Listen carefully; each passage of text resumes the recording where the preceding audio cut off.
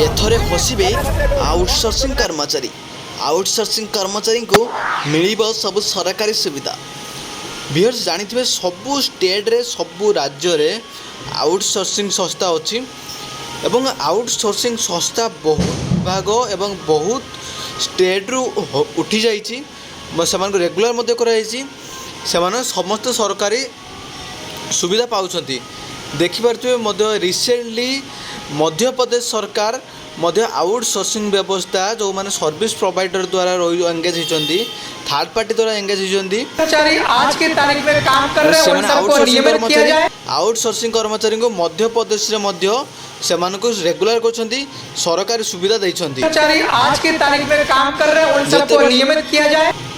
सबु स्टेट रे गोटे गोटे करी सबु स्टेट रे उठुची जोटी बीजेपी सरकार अच्छी सबु जगार आउटसोर्सिंग संस्था द्वारा जो मैंने अच्छे से रेगुलर कर सर्विस प्रोवाइडर उठा जाऊँगी एवं आउटसोर्सिंग सबु डिमांड पूरण होउची। से भले ओडिशा रे मध्य आउटसोर्सिंग कर्मचारी को खूब शीघ्र नियमित करा कारण आउटसोर्सिंग कर्मचारी बहुत जो दाबी अच्छी दाबी पूरण नहबारु बहुत दिन धरी दीर्घ दिन धरी से राजी कर दाबी जन आसुँच।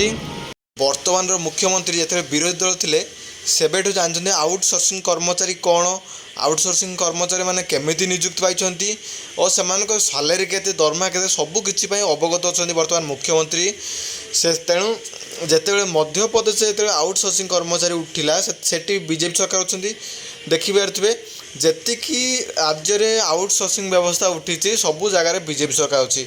तेणु ओडिशा रे भी खूब शीघ्र आउटसोर्सिंग पथा उठिबो कारण दीर्घ वर्ष धरी आउटसोर्सिंग कर्मचारी माने नियुक्त पाइछंती दीर्घ वर्ष धरी आउटसोर्सिंग कर्मचारी माने रैली करछंती से खूब शीघ्र दाबी पूरण हो बोली जा आशा आशंका अछि कारण सरकार सबको जानी पारछंती जो सरकार पक्षर मेमोरेंडम चिठी दिया एवं सबु डिस्ट्रिक्ट वाइज रे मीटिंग चलछि आउटसोर्सिंग कर्मचारी को खूब शीघ्र दाबी पूरण हो बोली।